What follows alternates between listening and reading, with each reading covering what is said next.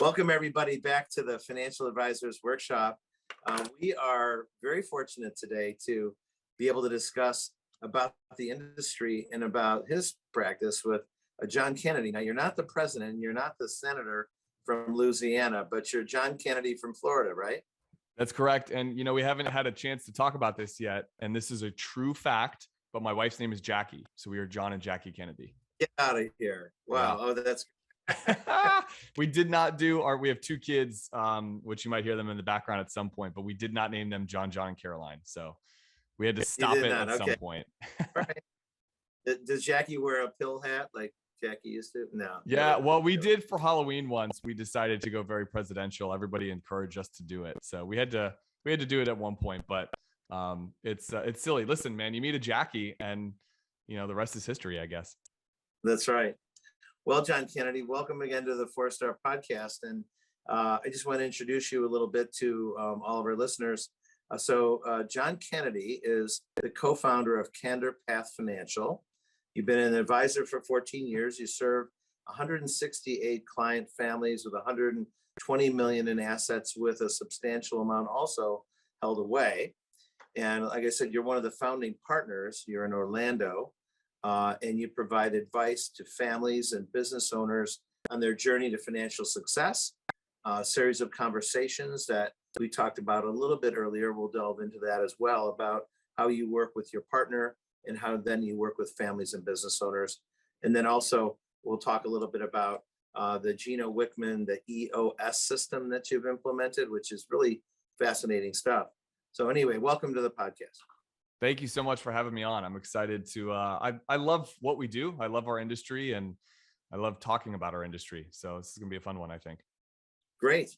So John, you started out 14 years ago, and tell us about your initial, let's say 3 years, kind of the ramp up. Gee, I'm new. What do I do? Yeah. What did you do to get to where you are, starting with those first 3 years? Absolutely. It was an interesting time. So I graduated college fall of 2008. I think everybody listening to the show remembers what was happening in 2008. So it was a very unique time to get into the industry during the Great Recession. And I was an unpaid intern and just wanted to learn the industry, wanted to understand it better. And from that point, after the internship, my now business partner at the time, he was my mentor, and he was kind of integral in hiring me on as a paraplanner. So it was just learn the industry, figure out how to communicate with people effectively. I mean, I was young. I started when I was 20.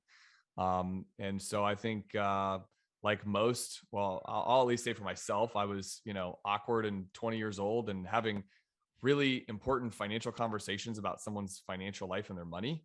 That took a lot of effort for me to get comfortable in that. You know what I mean? Yes. So then you develop, and we talked a little bit about your networking strategy and how you did it. How did that develop over time?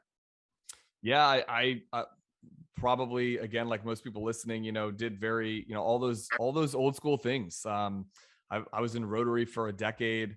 I just really got comfortable with being uncomfortable in speaking at crowds, in front of other people, networking. It did help that my name is John F. Kennedy. Like I had to use that to my advantage. People remembered that name. And so, it was a great conversation starter, and just got comfortable with being uncomfortable. And I will say that I was around 25, maybe 24, 25 years old. And I did a little client event for a client of mine that was actually just, she had just gotten divorced. And it was like this big emancipation, fun little event. And she wanted to get together with her girlfriends. And so we did an event for them. And I can remember at this event, all of the, they were in their early, like late 50s, early 60s. And I can remember them all sort of like snickering at one point, whispering. And I said, all right, ladies, like, what's going on? What's the joke?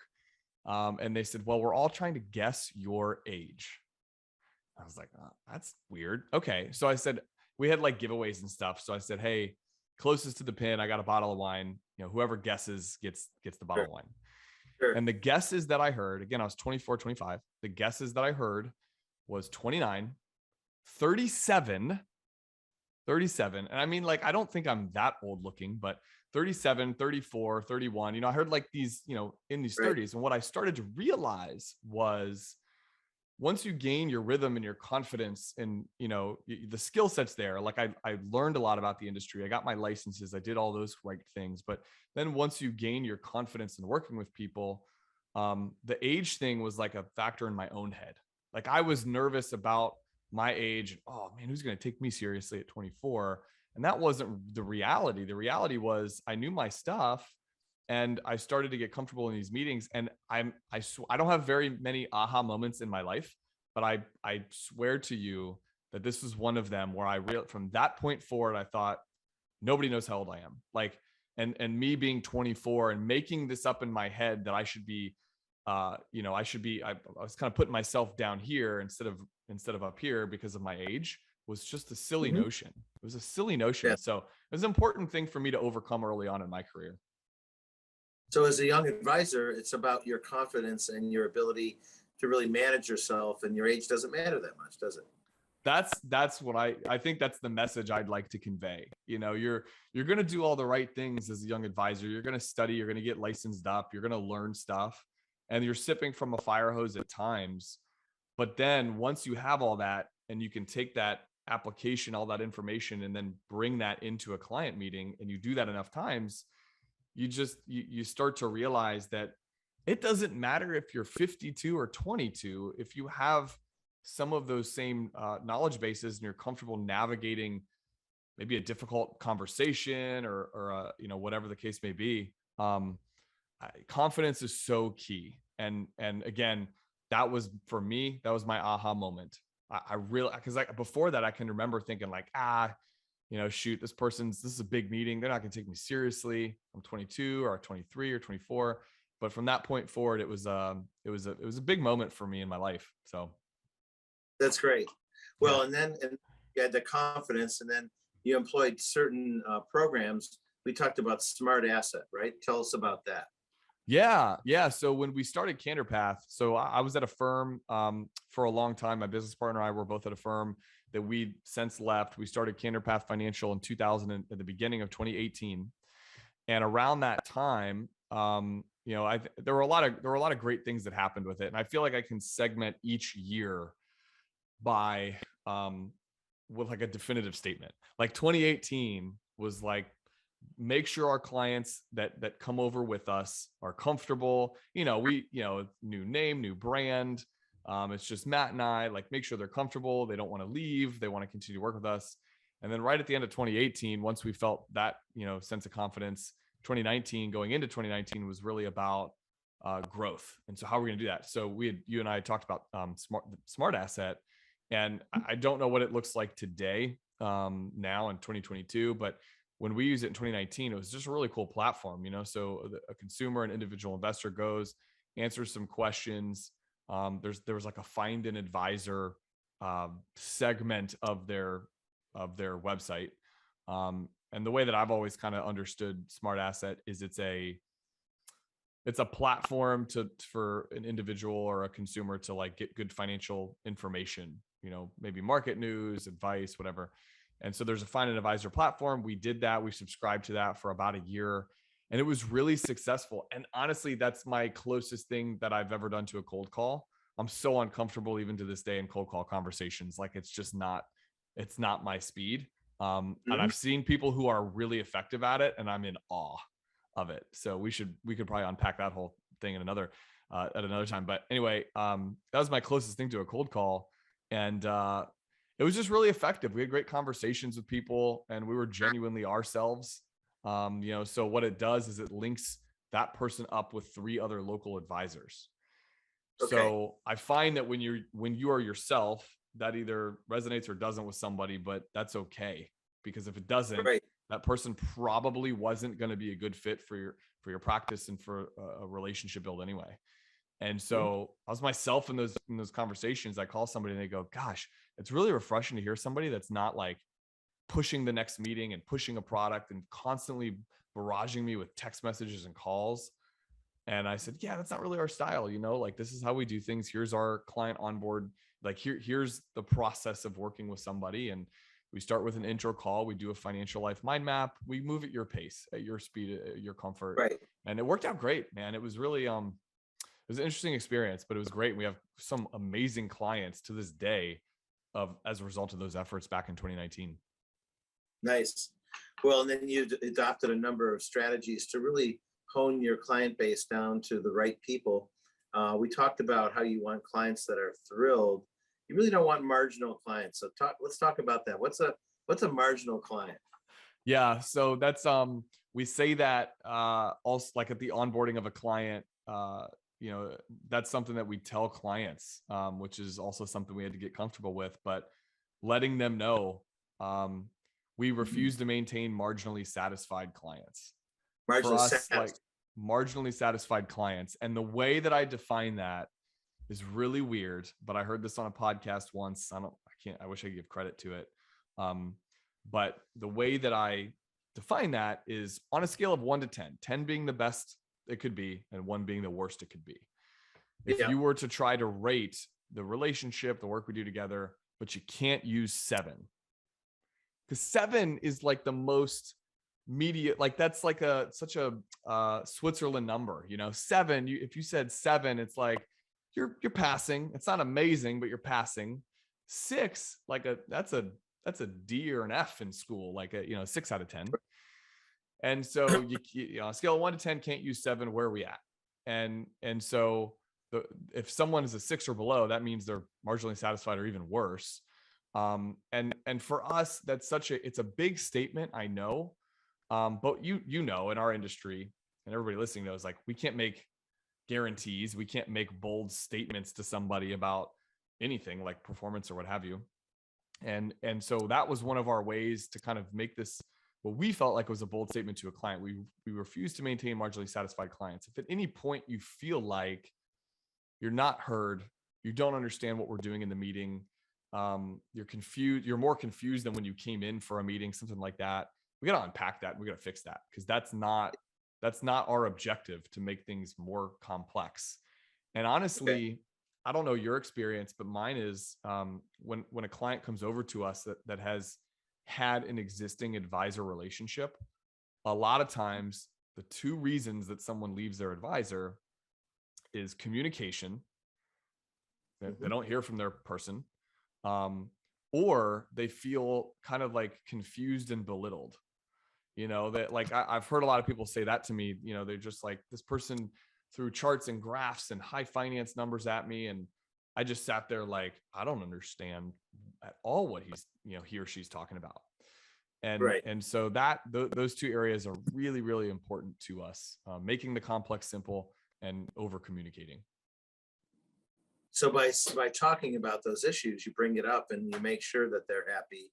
Yeah. And also them know that we want you to be happy. We want you to be part of this. And if you're not, let's get it up like right now. Right. Yeah, exactly. And you confront that conversation on the front end when someone's first onboarding as a client with you. And I don't know. I feel like it's such an open, honest conversation, and it's refreshing for them.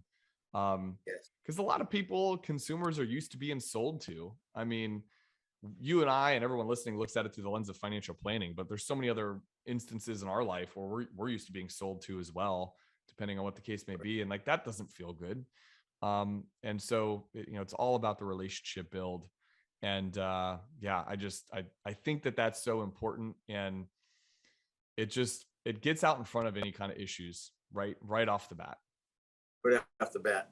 Well, good. Well, then we talked about how you communicate with clients and how you use some unique techniques to do that. And this is a new one that I have not heard, the Alexa skills and the flash brief.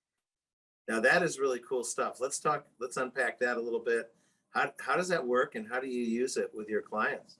Yeah, I'd love to. So it's called CandorPath 365. And all it is really meant to be is a daily flash briefing, 30, 60, 90 seconds. Could be money motivation, could be market updates, relevant, topical news updates, Sometimes it's snippets from our own podcast. We have a podcast called Above Board with CandorPath, where we talk almost nothing about money, actually, but we'll take snippets of those podcasts and reshare them on our daily skill. And, I shared this with you a little bit earlier, before we started recording, but I can remember a time, and I'm sure you can too, where in our industry, we'd go to, consulting, seminars and project management seminars where they'd say, or practice consultant seminars where they'd say, hey, if you could have X amount of touch points per month with the client or per year with the client, how amazing would that be? And I remember a time in 2009 where that touch point was like a monthly email drip campaign, like a newsletter. How amazing would that be? 4 meetings a year and monthly emails and touch points, and now fast forward to 2022, to be able to say, if you could have a touch point every single day with one of your clients, would you do it? And would you want it? And I think if you just started calling a client every day, like day 3 or 4, they'd be like, can you stop calling me? I don't need that much conversation. But if they opt in and enroll in to passively listening to something that you have to say, that's a completely different experience. They voluntarily want that level of access. And so we're on all the social media platforms. We're on, like, Twitter is an example I'll use. We have one client that exclusively follows us on Twitter. And for that, he's the reason that we're on Twitter, honestly, because most clients, consume information on Facebook or LinkedIn or Instagram. But, we want to go to where the client is, how they want to consume information. And so when we started this Alexa skill, it's kind of meant to be, you're making breakfast in the morning, having a cup of coffee, and you say, like, Alexa, what's my flash briefing, or what's going on in the day? And, you as the consumer curate what that content is. It could be local weather, local news, national news, market updates, whatever. And CandorPath 365 falls in finance updates. And if they subscribe and opt into that, now they're getting that 30 to 90 second soundbite from us. And I've just had the best feedback from clients. Now, I wish I could say that the adoption rate was 100% of our clients. It's not even close. Not even close. It's on average, I would say we have about 18 clients a day that listen to this. But those 18, the feedback that we get is so positive that that in and of itself is encouraging enough to continue doing it. And the positive feedback we've gotten, I have one client that said, it's like she's eating breakfast with us in the morning, because she plays, all of her news outlets and everything else that she wants to listen to, and CandorPath 365. And it's like, the comment she made was, I feel like I'm having breakfast with you every morning. And that feels so good to me, because, like, she enjoys and appreciates that information. And so again, if someone came to you and said, if you could talk to 15 to 18 clients every single day, and they wanted to hear from you every single day, would you do it? Right. You'd probably say yes. And this is, like, to me, this is kind of the outlet to actually do that in a non-awkward way that's not calling them every day. Yeah, right. No, there's so many unique ways that people consume information, and that's a unique one on me. That's exciting stuff. So thanks for sharing that with everybody. And then also in how you run your practice. When we talked in the pre-call discussion, you talked about the EOS system and Gino Wickman, and many people have heard this system and others in either business school or grad school or a YPO meeting or a Vistage meeting or something like that. So tell us about that. How does that help you really fashion the business and keep everybody moving in the right direction? Yeah, it's a great book. It's a really hard read, if I can be honest. So, I mean, I would encourage any advisor that's running a business, running a practice or firm to read it. It is a difficult read, though. It's not like overly exciting stuff. But what I liked about it, so first of all, it sat on my desk for a year and collected dust. I stared at this book every day, and it was a referral. A buddy of mine whose leadership with the company that's got like 100 plus employees said, "Hey, we're running our firm with this model." I'm like, "Wow, that's really cool." So I bought the book, never did anything, sat there for a year. And we have a business coach with the Model FA. His name's David Kasal, and they started running their practice with it. And he was telling me about this, and I'm like, all right, now we're on to something. I need to read this book now. And it came in March of 2020, which everybody listening to this knows what happened in March of 2020. And Matt, my business partner, and I made the decision then to start reading and unpacking this book. And it was kind of like, how we tell clients about market volatility and crazy times, let's focus on what we can control, not what we can't control. That was one of those elements. We were thinking about our business. We're seeing the markets go all over the place. Clients are concerned and we're over communicating. We're so busy. We're like, what's something we can control? Well, how we navigate our business, where we want to be in 10 years. I think it's very counterintuitive as I'm like telling you this, I'm thinking like, that sounds so dumb that in March of 2020 was when we decided to read the book, but it just felt like this really important time for us where it's like, this is something we can control. We're excited about the vision of what we're growing with CandorPath, and what we want to do together. And at the time it was only him and I. There's 5 of us now, but at the time it was just him and I. And it was just such an awesome opportunity because through that, you unpack your core values, your focus as a firm. What do you want to look like in 10 years? Like, what's your goal what's your vision for the company in 10 years? And as a business partnership, that's a really pivotal conversation to have, because when it's just you get to make that choice. When it's a business partner, you have to come together on that, so that you don't start drifting apart as time goes on. And it was a great exercise, and it forced us to have this really awesome dialogue. We ultimately had the same kind of end vision, if you will, but we arrived at it 2 completely different ways. And then we looked at that and we picked it apart and we said, this is the best way for the both of us that we see the vision of the company going. And now we're in lockstep and unison. And there's so much there within traction and the whole EOS model in that book. Sure. We talked about this earlier. We brought in a facilitator to work with us in those quarterly rocks meetings.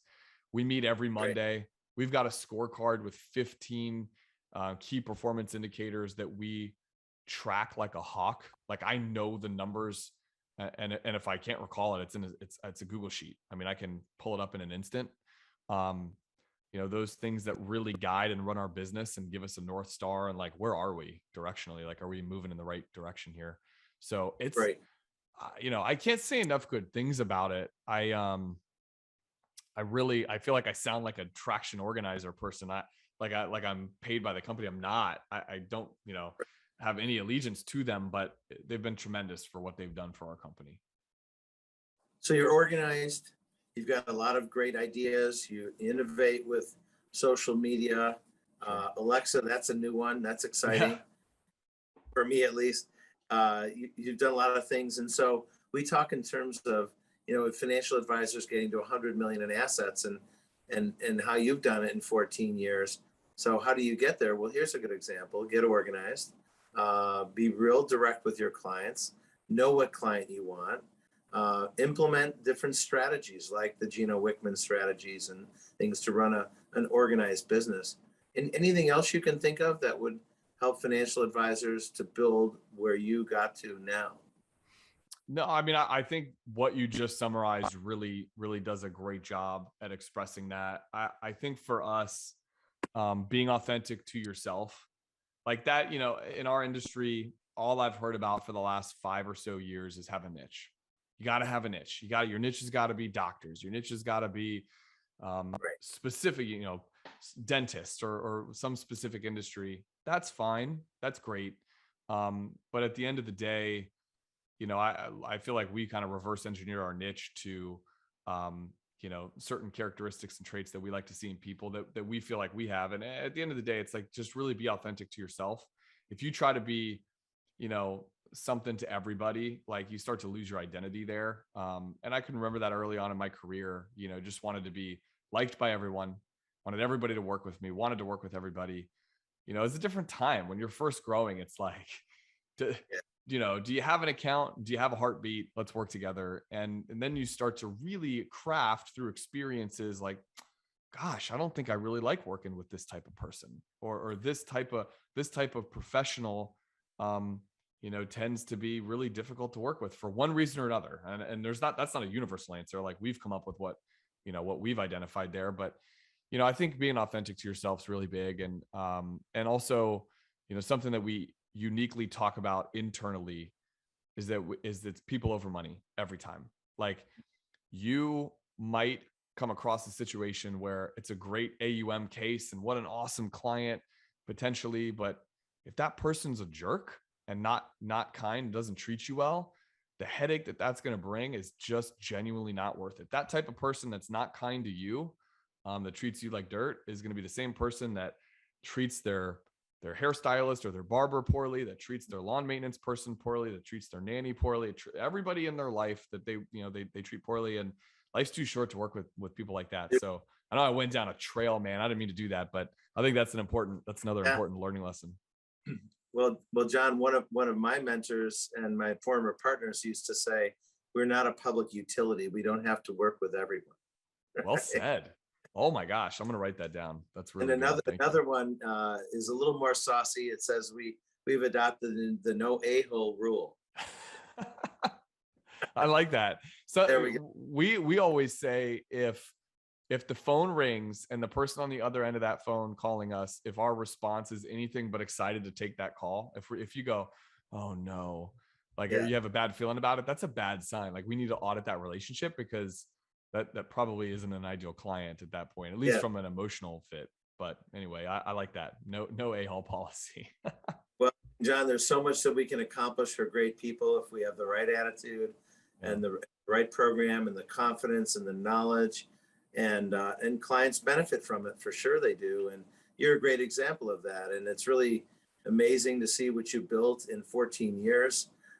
You're high energy, you employ a lot of great strategies, you're confident, you're humble at the same time. And that's really a great way to be. So it's been a pleasure to interview you here on the Financial Advisors Workshop. And I think all of our financial advisors that are listening are going to learn a few things from having listened to us today and listened to you today. So thanks again, John Kennedy. John Kennedy, not the president, not the senator, but is married to a Jackie, which is very interesting. Indeed. Thanks, John, for being with us today in the Financial Advisor Workshop. Thank you for having me. It was a blast. I appreciate it. All right, we'll leave it there. We'll be back to you later on. And thanks everybody for being together with us on the Financial Advisor Workshop today. Thanks again.